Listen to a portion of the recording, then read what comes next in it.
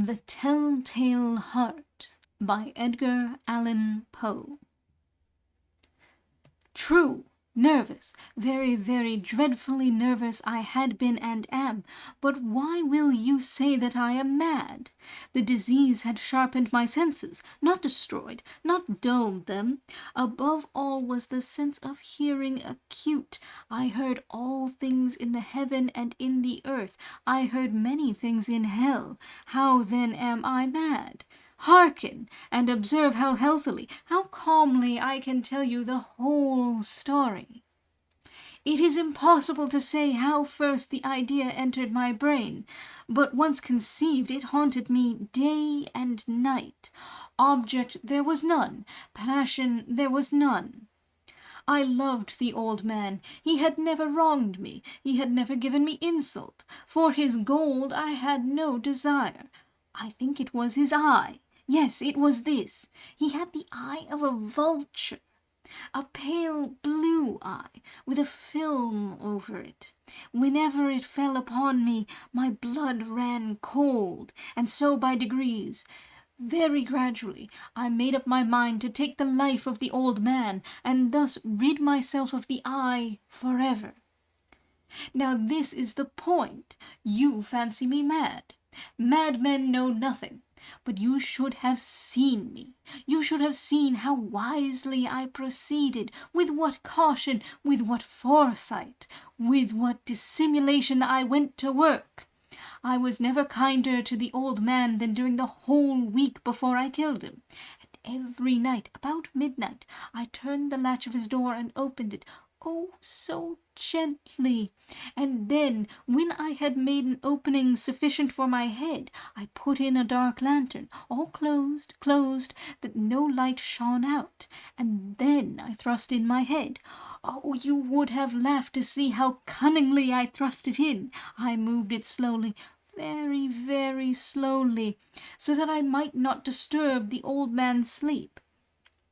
It took me an hour to place my whole head within the opening so far that I could see him as he lay upon his bed. Ha! Would a madman have been so wise as this?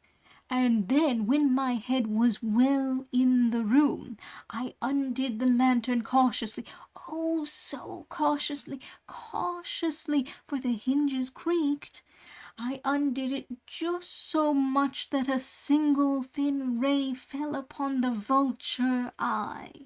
And this I did for 7 long nights, every night just at midnight. But I found the eye always closed, and so it was impossible to do the work. For it was not the old man who vexed me, but his evil eye. And every morning when the day broke, I went boldly into the chamber, and spoke courageously to him, calling him by name in a hearty tone, and inquiring how he has passed the night. So you see he would have been a very profound old man indeed, to suspect that every night, just at 12, I looked in upon him while he slept. Upon the 8th night I was more than usually cautious in opening the door. A watch's minute hand moves more quickly than did mine. Never before that night had I felt the extent of my own powers, of my sagacity. I could scarcely contain my feelings of triumph, to think that there I was, opening the door, little by little, and he not even to dream of my secret deeds or thoughts.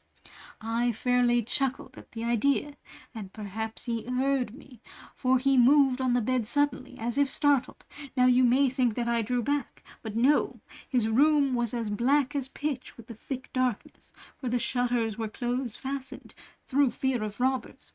And so I knew that he could not see the opening of the door, and I kept pushing it on, steadily.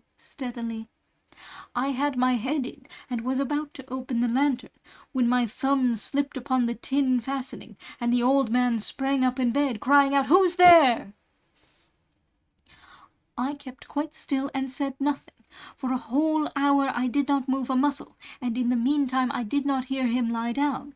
He was still sitting up in the bed listening, just as I have done, night after night, hearkening to the death watches in the wall. Presently I heard a slight groan, and I knew it was the groan of mortal terror. It was not a groan of pain or of grief. Oh no! It was the low stifled sound that arises from the bottom of the soul when overcharged with awe. I knew the sound well. Many a night, just at midnight, when all the world slept, it has welled up from my own bosom, deepening, with its dreadful echo, the terrors that distracted me. I say I knew it well. I knew what the old man felt, and pitied him, although I chuckled at heart. I knew that he had been lying awake ever since the first slight noise, when he had turned in the bed. His fears had been ever since growing upon him. He had been trying to fancy them causeless, but could not. He had been saying to himself, "It is nothing but the wind in the chimney. It is only a mouse crossing the floor," or "It is merely a cricket which has made a single chirp." Yes, he had been trying to comfort himself with these suppositions, but he had found all in vain, because death, in approaching him, had stalked with his black shadow before him, and enveloped the victim, and it was the mournful influence of the unperceived shadow that caused him to feel, although he neither saw nor heard, to feel the presence of my head within the room. When I had waited a long time, very patiently, without hearing him lie down, I resolved to open a very, very little crevice in the lantern. So I opened it. You cannot imagine how stealthily, until at length a simple dim ray, like the thread of the spider, shot from out the crevice and fell upon the vulture eye. It was open, wide open, and I grew furious as I gazed upon it.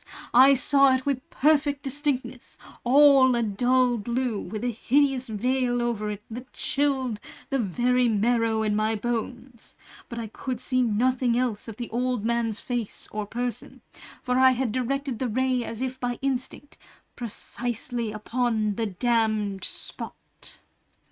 And have I not told you that what you mistake for madness is but over-acuteness of the sense? Now I say, there came to my ears a low, dull, quick sound, such as a watch makes when enveloped in cotton. I knew that sound well, too. It was the beating of the old man's heart. It increased my fury, as the beating of a drum stimulates the soldier into courage. But even yet I refrained and kept still. I scarcely breathed. I held the lantern motionless. I tried how steadily I could maintain the ray upon the eye. Meantime the hellish tattoo of the heart increased. It grew quicker and quicker, and louder every instant.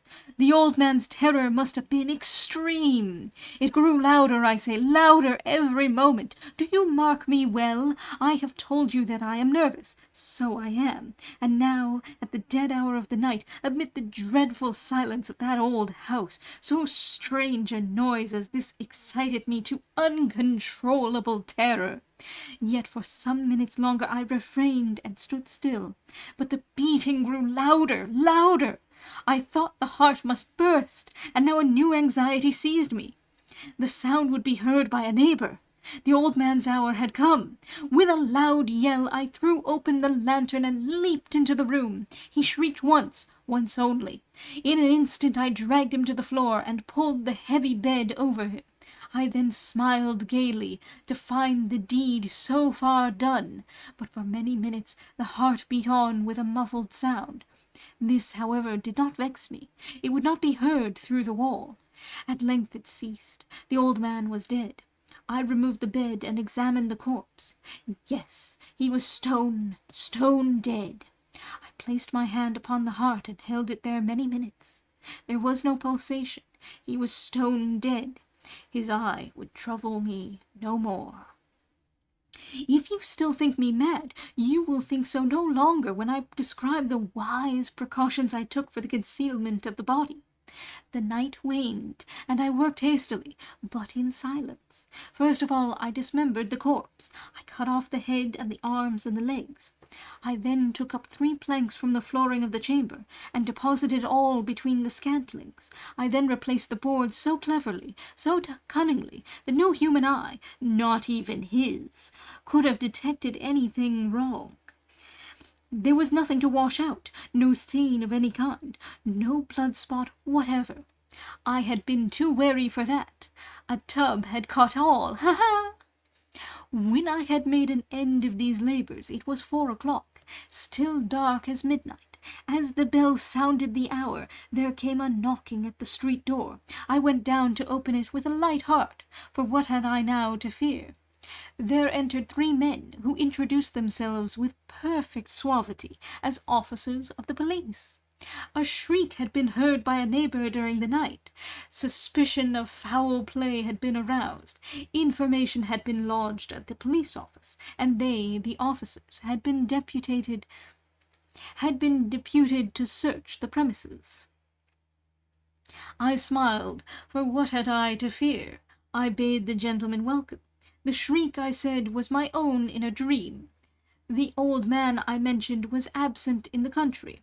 I took my visitors all over the house. I bade them search well. I led them at length to his chamber. I showed them his treasures, secure, undisturbed. In the enthusiasm of my confidence, I brought chairs into the room, and desired them here to rest from their fatigues, while I myself, in the wild audacity of my perfect triumph, placed my own seat upon the very spot beneath which reposed the corpse of the victim. The officers were satisfied. My manner had convinced them. I was singularly at ease. They sat, and while I answered cheerily, they chatted of familiar things. But ere long I felt myself getting pale, and wished them gone. My head ached, and I fancied a ringing in my ears. But still they sat and still chatted.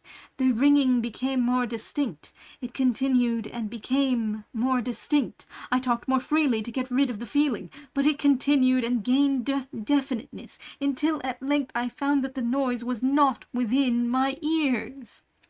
No doubt I grew very pale, but I talked more fluently and with a heightened voice. Yet the sound increased, and what could I do? It was a low, dull, quick sound, much such a sound as a watch makes when enveloped in cotton. I gasped for breath, and yet the officers heard it not. I talked more quickly, more vehemently, but the noise steadily increased. I arose and argued about trifles, in a high key and with violent gesticulations, but the noise steadily increased. Why would they not be gone? I paced the floor to and fro with heavy strides, as if excited to fury by the observations of the men, but the noise steadily increased.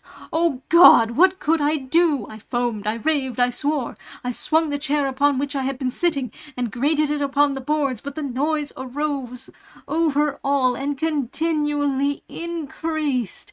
It grew louder, louder, louder, and still the men chatted pleasantly and smiled. Was it possible they heard not? Almighty God, no, they heard, they suspected, they knew. They were making a mockery of my horror. This I thought, and this I think. But anything was better than this agony. Anything was more tolerable than this derision.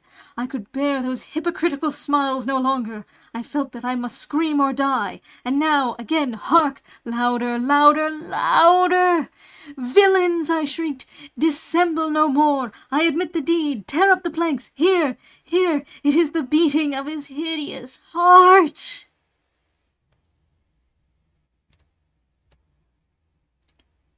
Finis. That's the end of the Telltale Heart by Edgar Allan Poe.